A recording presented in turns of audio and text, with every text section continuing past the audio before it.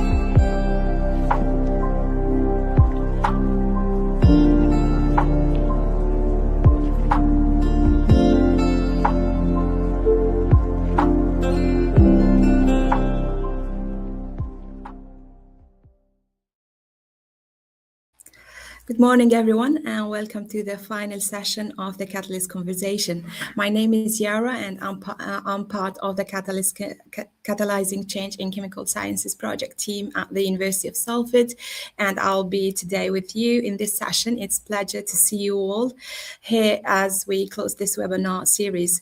Thank you all for joining us over the past week. We've explored themes of confidence, belonging, and visibility and representation. Within higher education. Today, we conclude this series with an important and thought-provoking discussion. Our final session is titled Reclaiming Authenticity, Challenging Stereotypes and Power in Higher Education. We are delighted to be joined by Dr. Karisha Kimone George, who's a director of the EDI Research Centre at the University of York. Her work focuses on advancing equity, empowering minoritised communities and supporting meaningful institutional change. Please feel free to use the chat throughout the session to share questions and thoughts. We will return to them back during the discussion part. You can also engage via the Padlet link shared on the screen. We would love for you to leave reflections, thoughts and feedback as the discussion unfolds. And now, without any further delay, it's my pleasure to invite Dr. Karisha Kimone George here with me. Hello, Karisha. Hi, everyone. Hi, it's over to you, so enjoy your talk. Hi, everyone, and welcome to the talk. Thank you so much for taking time out to listen to me today, and I hope that you find it an engaging conversation. So essentially, I always like to start off talks with a little bit of a joke, just to get people, calm and ready and motivated to engage in some thought-provoking conversations. And this has been my favorite thing. Like, I love memes. I spend a lot of time looking through memes. And this one kind of epitomizes how I'm going through Lent so far, because I'm very much a snacker. From the hours of 3 p.m. to 4 p.m, no matter if I've eaten at 2:45, I feel for a snack. And so throughout Lent, whenever I go to grocery, and I told myself, you don't need any more snacks, I always reach home and I'm like, we have 38 more days until we can get snacks. And so this utter epitomizes how I'm dealing with Lent so far.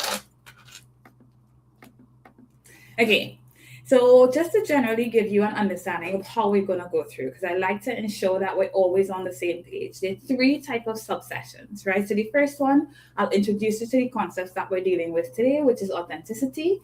And then I'll go through kind of the barriers that exist within current higher education that prevent individuals from being their full authentic selves. And then we'll end off with some pathways, some call to action, some things that we can do to kind of enable authenticity as we go through the long process of reducing those barriers.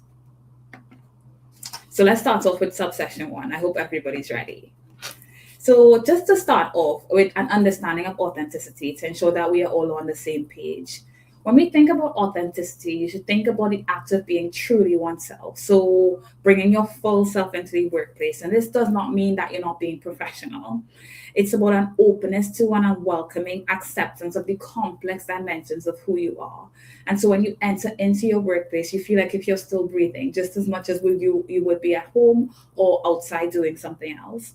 And it's things such as how you communicate, how you comb your hair, how you choose to dress, and even your lifestyle choices. And so I want us to all think about the extent to which we have been able to be authentic within our workplaces. And these are just some kind of thought-provoking questions for you to contemplate. So have you ever had hidden aspects of your identity, such as your sexual orientation, whether or not you have a disability, your nationality, or your faith, out of a sense of shame or fear? Have you ever given deliberately vague responses to questions such as where you went on vacation or how you spent your afternoons because you're aware that your lifestyle would not be readily accepted? And have you ever felt pressure to respond to a situation in a way that was misaligned with your core values, and yet you were unable to voice your opinion? And so from that, we get to see the extent to which each one of us might have found ourselves in situations where we were not able to be fully authentic. And so before we actually get started with painting or going through what prevents this authenticity within current higher education, we are going to first kind of think about what is the pillar, what is the thing that we're moving towards, what will enable authenticity. And authenticity will ultimately come from an environment where diversity is not just a token tick box. So we have diverse people, we have diverse voices, but what do we do with those voices? And so we have to focus on inclusion, to the extent to which diverse voices are valued and have power to generate change, but also equity, the historical systemic processes and procedures that have led and continue to enable prejudice and discrimination against marginalized identities. Are we making active efforts to dismantle those?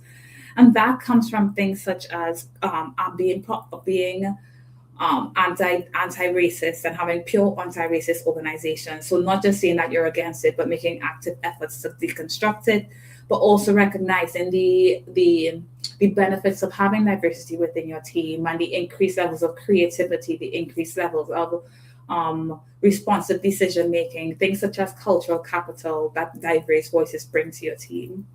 And so these are about environments where cultural diversity is not only welcomed and appreciated, but embraced and expected. And so let's think about what is present within current higher education that prevents individuals from being authentic. And so to start off, I want us to start thinking about what is the prevailing or predominant culture that exists within current higher education. And the predominant culture, we have to, in order for us to identify that, we all need to come up here at the same place when we come to the understanding the definition of culture. And so that's what we're going to go through on this slide, right? So culture can be seen as the core and often intangible aspects of a particular group's life. It is about what we share and in terms of what we believe, how we practice things. So how do you come to do dressed? How do you come to work communicating? What is expected of you when you're in a conversation versus not just how you say it, but what you say and what is not okay to say. And that is around the ideas of what is typical and atypical. But more than that, it's about those beliefs, those shared values kind of impacting how we perceive people who don't behave in the typical ways that we have come to expect, right? And so it's about that in-group, out-group, and how we would then kind of treat people who do not fit into that norm. And so I want us to start thinking about within our own professional lives, within our own professional environments, what are those norms that dictate what we expect to happen with when we come to work. Now we can say that things have changed. I mean, especially if you're in your team for a very long time, culture and what's seen as normal might have changed to some degree. And there are two ways in which culture can change. So culture can change horizontally as time progresses, as team members, as your team grows, as the vision of your team changes.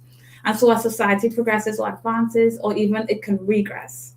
And also when new people enter your team with new ideas, those things tend to generate change. But generally, when we come to culture, culture still has these dominant pillars, these core pillars that remain resistant to change, and they tend to be strong and unwavering. So when we think about UK higher education culture, we would think about things that might have changed a bit over the time that we've been in it, but they're still generally considered as what is the norm. And before we actually go into kind of discussing what that norm is, I want us to introduce a new individual. So Katie.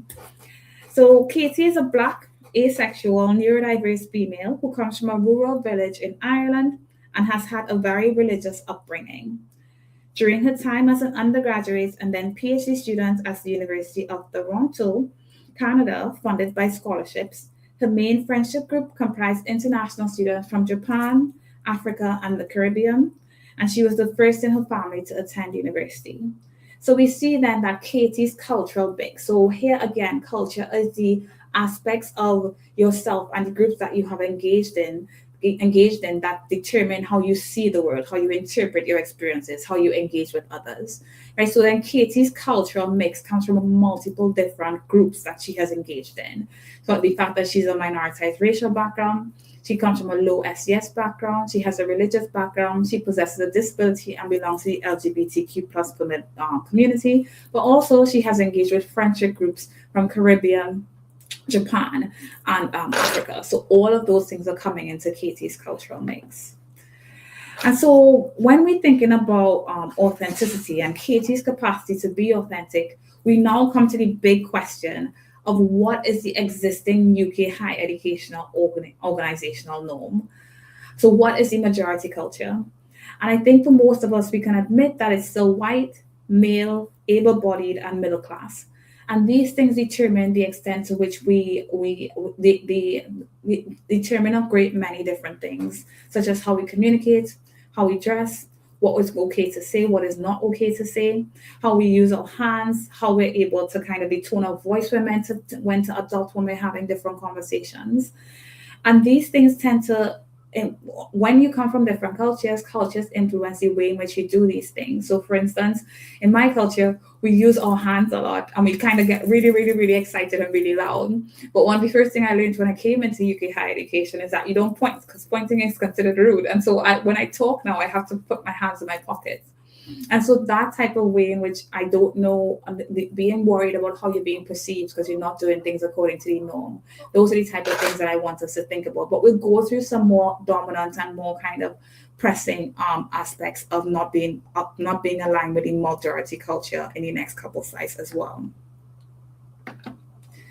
So let's go through what Katie will experience because she kind of differs from the cultural norm. And just a well-being check, because I want to ensure that what we're going to cover here might be pertinent to some people, but also some people might disagree, and just an understanding that lived experiences differ. And so it's just based on what the literature is showing that I'm bringing forward here, but this might be relevant to some people and not relevant to others. So we're starting off again from your own personal experience before we walk through everything. So I want you to think about whether you have ever been treated differently because of your cultural mix, and the extent to which that being treated differently then influences how you feel when you want to be authentic, and whether you feel capable of bringing your full self to your organization or to your workplace. And when we think about your cultural mix, think about things like your gender, your ethnicity, your sexual orientation, disability, etc., etc. Okay. So before we actually go into the different stereotypes and the different behaviors that influence someone like Katie, we have to understand where these stereotypes come from. Because I think when people start hearing about cultural stereotypes, they automatically think that they do not have any stereotypes, they do not have any biases. But what the literature strongly suggests is that stereotypes and biases are present without us even being aware of them. And they have been passed down across the generations unconsciously through social engagement, social structures. And so we might have stereotypes and biases that we think that we don't have, but that still unconsciously influence how we think about others and how we interact with others. And so we're just going to go through the psychology behind cultural stereotypes before we get into what these stereotypes are. So generally, a cultural stereotype is a belief that causes one to treat people differently based on the culture that they come from. So it's fueled by biases, so negative attitudes that are aligned with this person culture. And they emerge from stereotypes which are widely held, generalized, and often oversimplified beliefs about a specific group. They are often unconscious in nature, such that we may not be fully aware of all these stereotypes that we possess. And they emerge from a range of influences. So, as I mentioned before, social engagements, but also something like media representations.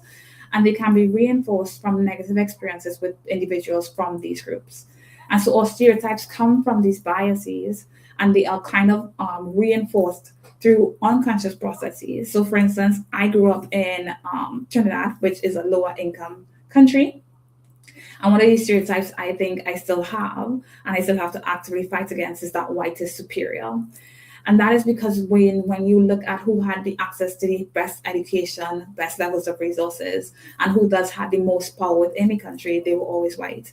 And so because not understanding the access to resources, etc., you think they got there because they're better and they are better quality, right? So that is a stereotype that has emerged based on engagement with just society on a whole. And this is how stereotypes tend to happen.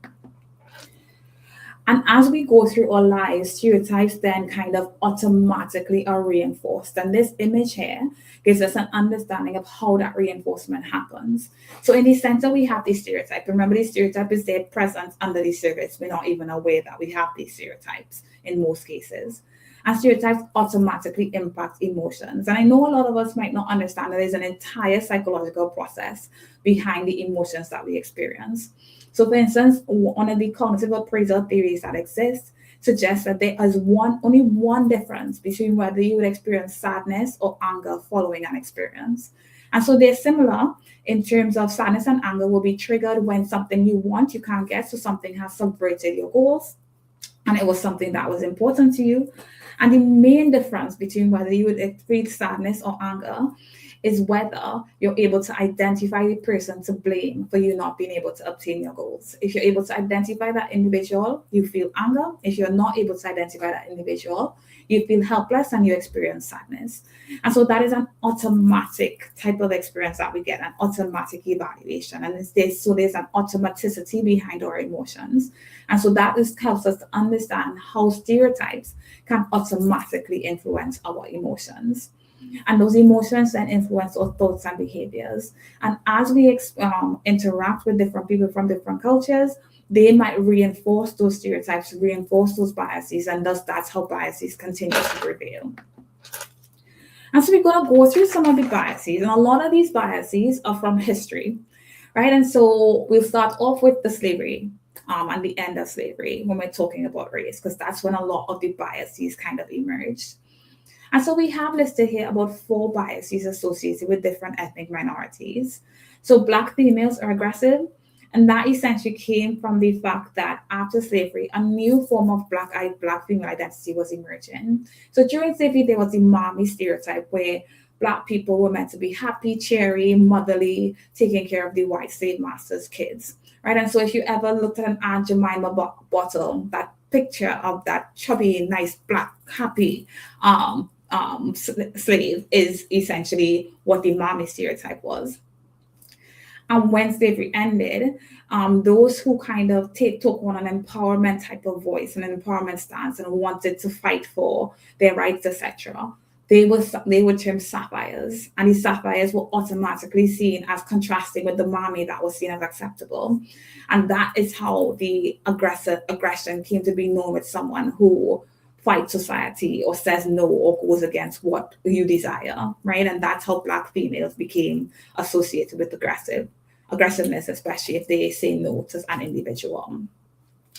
So Black men being violent and uneducated, that's again a kind of juxtaposition against 2 stereotypes, where the mommy version for the Black male was the Uncle Tom, who, in order to get opportunities, was demeaning, and was not demeaning, sorry, in order to get opportunities was also always of a submissive demeanor. And so essentially anyone who went against that Uncle Tom was seen as violent and uneducated because they were not as genteel and as easygoing with their language as the Uncle Tom stereotype was. When we come to East Asian individuals being hardworking and non-creative, hardworking is an association with the Confucian philosophy, which we associate still very widely with the East Asian kind of culture, where they see hard work as a virtue. And the non-creative is again what we associate with their culture, where we see that they come from a collectivist culture, and we associate collectivist cultures with the suppression of individuality and creativity. South Asian individuals being submissive is again emerging from the historical period where they were indentured, and so a lot of them came over as indentured laborers. And in order to get the best opportunities, they had to be submissive and take on a submissive demeanor. And so all of those things started off post-slavery and through the indentureship era, and a lot of them continue on. And that's how we still have those stereotypes continuing on, because of the social structures that continue to tell us that this is what we should expect. When we think about class, this is a stereotype associated with class where people think that people of lower class are lazy with a poor work ethic. And essentially, this comes from a belief that if you were hardworking, you'd be able to change your socioeconomic status and your socioeconomic standing. And so anyone who's not hardworking are the people who are still lower class. And that, again, kind of ignores the whole access to resources, etc., etc. And this is still something that is quite prevalent in society, this association with low SES, with being kind of lazy. When we think about gender, we see that women are not natural leaders, and women tend to, or should, with an expectation that they should prioritize their family over their careers. And so when we think about where this aspect came from, women not being natural leaders, we can associate it with the fact that being a leader is still seen as associated with what we see as male dominant characteristics. So things such as being assertive and things such as being decisive. And so for women to kind of be seen as leaders, they need to take on these type of assertiveness and decisiveness aspects of leadership. And the other one about women prioritizing family over careers, again, that is about the social consideration of the role of the woman as being the primary caregiver. And so it's expected that if a woman has kids, the kids will be the priority. And so they are less likely to be given kind of promotions, etc., etc. The LGBTQIA1 that was prevalent in the literature was about gay men being hedonists. And that emerged from this association with being gay, with this whole pleasure lifestyle and hedonism. And that was about the association between being gay and having HIV. And this was, I think it was emerging in the 1980s, where there were high levels of HIV among gay individuals. But again, that ignores the reality of the fact that gay men were more likely to find kind of safety in nightclubs. And across all nightclubs, there was unprotected sex happening, right? And so, but that association still occurs. And so we'll see, for instance, when we come to a couple sites, that gay men are more likely to be given, like, to plan parties and stuff within the office. Okay, and this is our final slide of stereotypes.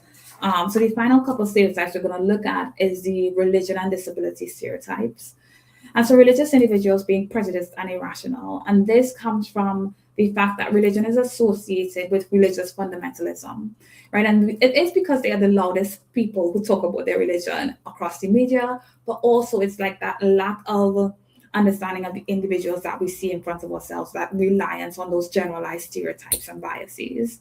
And so it's about the prejudice in relation to, for instance, we had a couple of years ago that Westboro Baptist Church picketed the funeral of a gay Marine officer. And so that's where the prejudice still kinds of, that's one of the instances where the prejudice still kinds of has been associated with being religious, but also irrationality, and again, in relation to religious fundamentalists being against kind of scientific theories such as Darwinism. And so it's about this unbelief that they can't engage with scientific logic and reasoning. When it comes to disability, we see it's about individuals with disabilities being incompetent or less competent. And that is again associated with our view as a society of what hard work entails.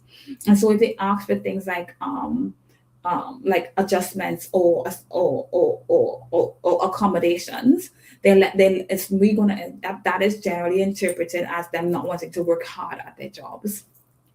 Them being dependent on the support and care of others is again related to disability being seen as an inability to function independently. And so, for instance, you'll see that people would want to push someone in a wheelchair, even though that individual did not ask for help. Okay. So from those type of slides and that type of review, we should be coming to an understanding of the stereotypes that will emerge in some of our minds when we see somebody like Katie within our team, right? She will encounter stereotypes around race, disability, religion, and gender. And now we're going to look at what the impact would then be. Now, one of the prevailing impacts is the concept of microaggressions, which I'm sure most of you have encountered before. A microaggression can be defined as an indirect or subtle act of discrimination against an individual or group of individuals from underrepresented backgrounds. I know a lot of us have come across microaggressions, but what we might not know is that there are many different types of microaggressions. So Dr. Derek Sue, who specializes in microaggressions, argued that there were actually 3 different types of microaggressions: microassaults, micro-insults, and micro-invalidations. So microassault is a conscious and intentional action, slur, or insult related to a person's background. It might be subtle in nature, but the intent is always present. And so one of the micro assaults that we might encounter within the workplace is when an individual with disability asks for an accommodation or adjustment, they might be termed difficult or hard to work with, right? The other one is a micro insult. A micro insult is a verbal or non-verbal communication that subtly conveys rudeness, insensitivity, and demeans a person because of their background. Now, these can be unintentional, but the perpetrator might not always know that they're causing harm. One of the leading micro insults is assuming that an ethnic minority is an international individual. So the whole "where are you really from" type of comments that we tended to see happening recently. And then the final one is a micro invalidation. And these are communications that subtly exclude, negate, or nullify the thoughts, feelings, or experiential realities of another because of their background. And these can also be unintentional. And so, for instance, one of the things is when we had Black Lives Matter, and then people say all lives matter, or individuals who kind of deny that there's racism present in the UK, saying that racism is a US phenomenon. Right, and so we have all these different interpersonal discriminations that happen that lead to that lack of freedom in being authentic within the workplace. But what happens is that it's not just interpersonal. When microaggressions occur on a daily basis and stereotypes remain unchecked, they actually lead to structural inequalities, which we'll see on the next slide. So when we look at essentially the different, I went through the majority of these. So when we look at the essentially different kind of stereotypes, what we will see is that they can actually lead to structural injustices in how these individuals are treated. So religious individuals being prejudiced or irrational means that they're more likely to have their opinions and decisions undermined. East Asian individuals being hardworking means that they're less likely to be offered support. Women being seen as nurturing, they're more likely to be given the roles associated with supporting others. And we know that generally within higher education, those roles do not have a lot of promotional benefit to them. Lower class individuals being seen as lazy, they're more likely to be viewed as incompetent and so less likely to be given kind of high stakes opportunities. Individuals with disabilities being incompetent or dependent, they're more likely to be overlooked for more complex tasks. South Asian women being submissive means that they're more likely to be interrupted when they are speaking. Women being emotional means that they're more likely to interpret them being upset as an overreaction or lack of rationality. And Black individuals being aggressive or violent are more likely to get defensive when they're not differential. East Asian individuals being not creative, they're more likely to be overlooked for leadership positions. And there's something actually called the bamboo ceiling when we come to East Asian individuals.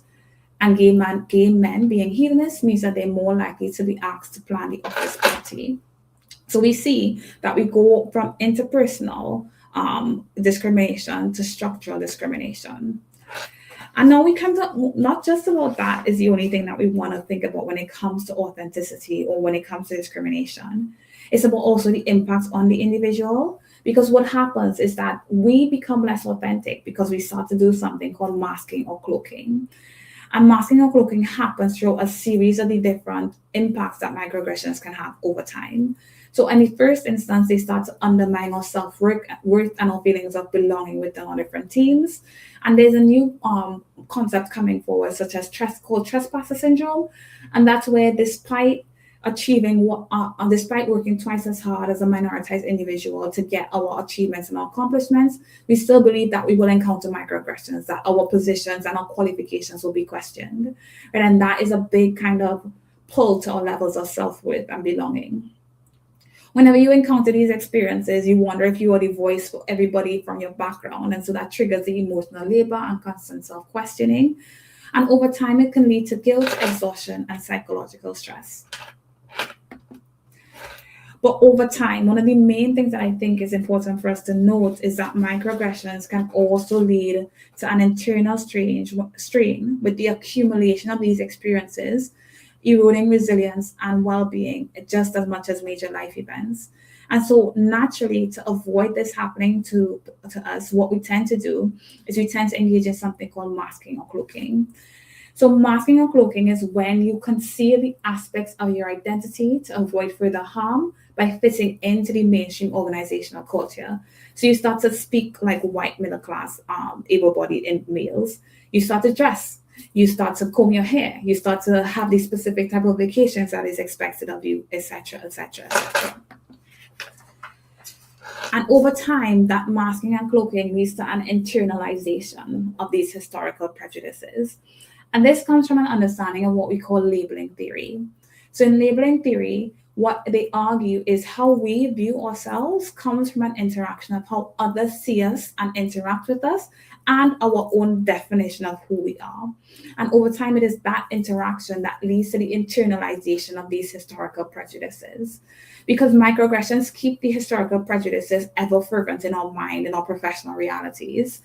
And so we do things such as Black people, because we're associated with being lazy, we tend to work twice as hard to avoid being aligned with prejudice.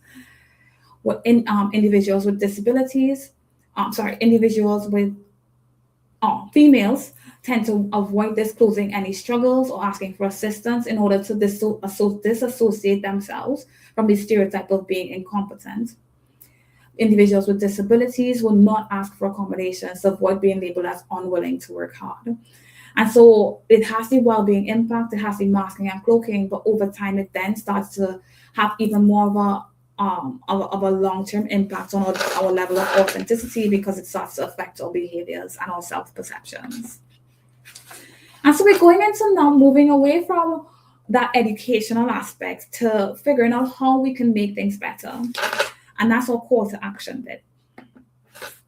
So I'm going to split this into two in terms of the role of allies, because not everyone comes from a minoritized background. Not everyone would experience kind of situations on a consistent basis where they're not able to feel like they can be authentic, but also from a personal responsibility for ourselves as individuals from minoritized backgrounds. Right, so from when it comes to allies, I'm going to talk about three aspects: so mattering, psychological safety, and accountability. And from a personal responsibility, I'm going to talk about psychological well-being. So mattering is coming out in the literature in replacement of something called belonging, which a lot of us might have seen, and which I have also used as a term within this talk. Belonging is where you're creating a space where someone feels safe, and with the priority being to provide that support, right? It's a supportive kind of space. But mattering goes further than that, because within UK higher education, if we focus on this need to belong, what happens is that we unintentionally increase levels of masking and cloaking, because for a minoritized individual to belong, we might feel that we have to fit into the norm. But if the shift becomes more towards mattering, where I'm able to be myself and who I am is seen and valued, that is where we reduce that capacity or that pressure to mask and cloak, and we increase levels of authenticity.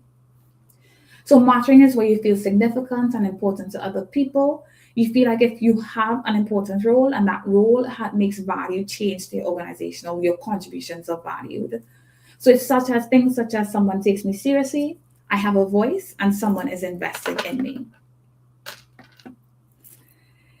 So everyone can truly feel seen and heard, feel like if they matter when a team is characterized by accountability. I'll deal with accountability in depth in a future slide. But here when I talk about accountability, I talk about everybody, I mean everybody playing their role. So understanding that everybody has a responsibility to creating an environment where every individual feels like if they matter. And that is about everyone realizing that opinions are welcomed and all opinions are engaged with. Professional boundaries are respected and reinforced, and bias and prejudice are challenged. Right. So, for instance, another stereotype that tends to happen is that Black people are entertaining. And so there's a pressure when it comes to being a Black individual within higher education that you're meant to always be available to entertain. But if you are someone who does not like to be social, then that tends to create that friction, right? So that is about that respecting of those professional boundaries and realizing that, again, but because you see a Black individual, these stereotypes might not represent the actual lived reality. But also when things happen, and things might happen, things can go wrong, sitting down and having those difficult conversations and ensuring that behavior is improved in the future. So the second thing is psychological safety. And I'm sure a lot of you have come across psychological safety before. And that's a place where you're free to be yourself, but not just be yourself, to admit that you've made mistakes, ask for help and those type of things without feeling like you then are putting yourself out as incompetent. It's a place where you're free to learn and grow by asking questions. Right? So it involves welcoming, asking questions, raising concerns, admitting mistakes without fear of punishment or humiliation. And that involves seeing the individual as a whole and welcoming them to be their full authentic self. And one of the core kind of examples in which we can see this happening is if we take into consideration racial literacy. So a couple of the research projects that we've done within the research center has been exploring people's experience or their views on the use of this term BAME. And what has happened is that this differs based on which group within that BAME umbrella you're talking about. So, for instance, home students tend to really despise that word. They do not like that word at all, and they prefer words such as person of color and global majority. Whereas international students, they tend to love that word and they feel that that word represents who they are. But again, we're seeing that within this type of complex area of race, it's about kind of seeing the individual as they present in front of you, trying to see what they want to be identified as, and using the terms that they want to use when reference to them, right? So it's about that inclusive language. And when we ask the individual, what would you like, rather than imposing what we think they would like, that is the first step towards psychological safety. And the final thing for allies to keep in mind is about accountability. And as I said before in the previous one, the mistakes will happen, right? So being accountable is not just about kind of ensuring that mistakes are dealt with, but also developing that level of self-awareness where you understand or you spend the time figuring out what your biases actually are, what are your existing stereotypes, and putting things in place where you keep that check to ensure that your stereotypes are not being reinforced, that your stereotypes are being dismantled. And then monitoring how they manifest. So do you engage in microaggressions? One of the microaggressions that goes quite unnoticed is mispronouncing ethnic minority names. Do you ask someone how to pronounce their name before you pronounce it? Do you mistake different people? Like, do you mistake international students for one another or international individuals for one another because you think they look so alike? Right, so those type of microaggressions are simple ones that we can kind of start to keep track of when we're engaging with others within our teams. And then the final slide, the final take home is about this personal responsibility. Now, I'm not saying that it's going to happen automatically, because I think that what we have on here is two definitions of psychological well-being within the literature. And psychological well-being, to reach that core, is a lifetime kind of journey. And the literature actually shows that people with the highest levels of psychological well-being are the elderly. The lowest levels of psychological well-being happen in mid-adulthood, and that range differs based on whichever country you're dealing with. So some of them, in China, I think it happens quite early, whereas in Russia, it happens quite late. And so essentially, this period where we're in, this mid-adulthood between 35 and let's say 55, that is when there's the lowest levels of psychological well-being. And as individuals who might struggle with being authentic within our workplaces, it's about taking that time to, number one, dismantle that internalized racism that we might have within ourselves. Number two, to empower ourselves to speak up against it, create or enable that psychologically safe environment to happen. By valuing our voice, we value others, we will enable others' voices to be valued as well. But also ensuring that we don't have that pressure to mask and cloak by taking off those masks and taking off those clothes.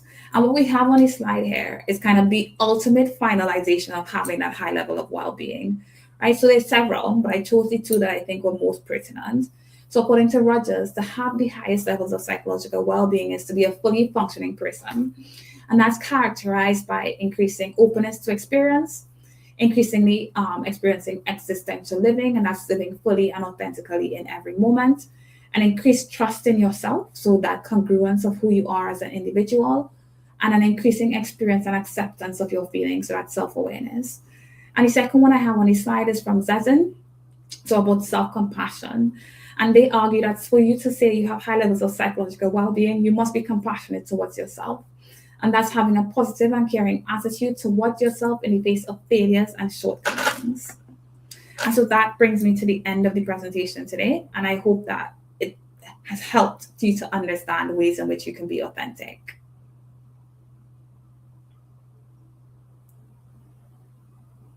Thank you, Karisha, for your presentation. And while we wait for questions from the audience, I would like to start with one question. In your work on EDI and power structures in higher education, what are some changes you believe institutions still need to make to create genuinely inclusive environments? So I think it comes from two different areas. So essentially, the first one is the structure in terms of how do they make it clear that EDI is important to the institution? Do they have, for instance, I know some higher education institutions have a senior leader who has that as their main priority, EDI, whereas others is just an addition to their general kind of overall title. And so when you make it clear that this is important, when you make it clear that even at the higher levels we're taking this seriously, when you have bureaucracy that makes people accountable, when you have an EDI strategy where there is auditing within that strategy to ensure that there's funds allotted for that, but also resources in terms of personnel that can actually put things in place. I know a lot of things within the universities now is about Athena Swan and race equity, but what the research is actually showing is that those are things that are just, there's no auditing to ensure that that actually makes a difference on the ground. And research is showing that it does not actually make a difference on the ground. So one of the things that's actually happening is that minoritized individuals are put in charge of these, and the impact of fighting for something that is so personally relevant is such a long-term negative well-being impact that it's actually having more of a negative impact than a positive one. But on the other hand, it's about ensuring that education is mandatory. So as the EDI Research Centre, we developed a cultural awareness training program in order to educate people around microaggressions and give them ways in order to keep those checks and balances in place. And within across a range of institutions, this type of mandatory training is not actually present. So that's one of the things that we're trying to change in terms of how are you ensuring that people engage in it, and how are you checking and auditing that their practice is actively being changed? Where is the responsibility for this? And we now have some questions from the audience. I'll put them on the screen for you. So as a Black woman, having listened to your presentation thus far, I'm seeking guidance on how to effectively challenge these issues without inadvertently reinforcing the harmful stereotype of the angry Black woman. Very good question. Thank you, Dorothy. Essentially, I have struggled with this as well, and I've delved into the literature in terms of the best way to do it. And I think the best way to do it is to come from an educational point of view. So keep firm in the belief that what you are saying is important, and that person needs to hear what you are saying. But also challenge it in a way that you are using the processes that are at your disposal. So in some cases, the individual might not listen to what you have to say, and you ensure, because that, how do I put it? I always look at George Floyd and what happened with George Floyd and the fact that there was this police officer who felt that he can get away with it. And that would not have been the first time that he's done something, not as grave. He would have done small things beforehand and no one challenged that individual. And if we don't challenge people, they get the confidence to do more and more and more. And so I understand that we don't want to be the harmful stereotype of the aggressive Black woman, and there's a way in which you do it in terms of remaining in that professional stance, making sure you check the personal relevance to this, making sure you deal with that personal relevance so you don't get emotional in that situation, making sure you know about the professional leeways that are at your disposal. So there's things like mediation, formal grievances, etc., etc., and ensuring that you give people the educational resources that is important to them. So sending them an email with, this is something that you said, this is what I think you're not aware of, here's some links for you to consider in your own time, but also letting their managers know that this has happened so that they can check in on that individual, if that makes sense. Oh, that's a great answer. We've got another question from Akansha. Do PhD students and early career researchers feel empowered to challenge systems? No, that is the quick answer to that. They don't feel empowered. And I think that is one of the things that we're trying to change. We're trying to make it that the key person in those situations is the supervisor.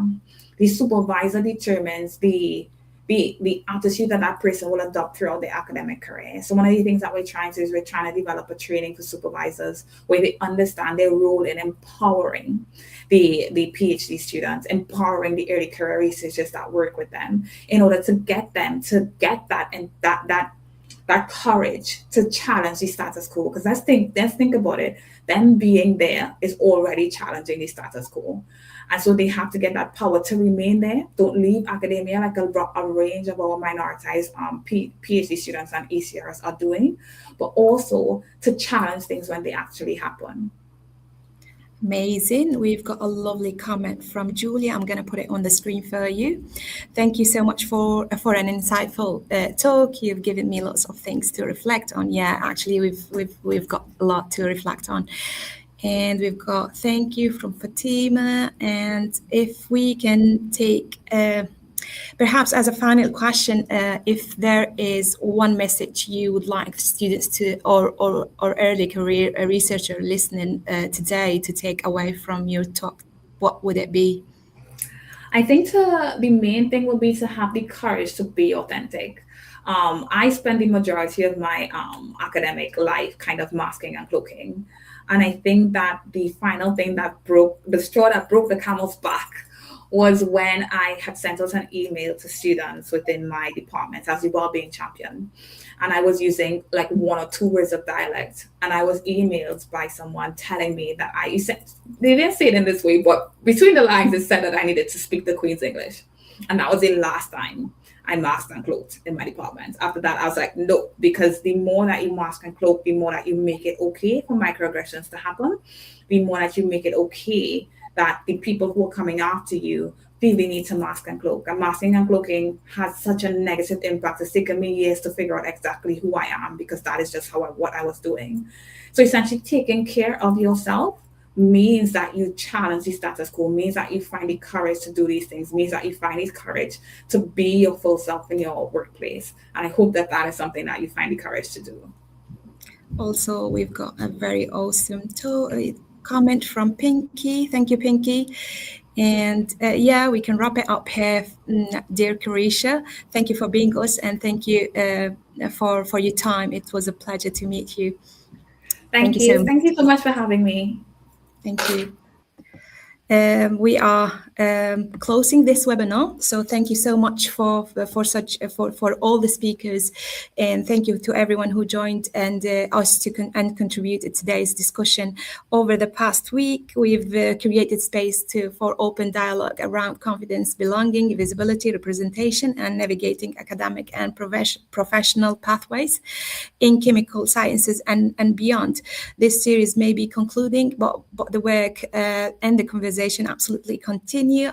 If you haven't already, please do share any final reflection on the Padlet link that shared in the comments. Your feedback is really valuable for the ongoing project. Also, the full series will be available on our website. On behalf of the team, thank you all for the speakers across all the sessions again for bringing part of the for being part of this series, and we hope to see you in future conversation. Have a wonderful rest of your day.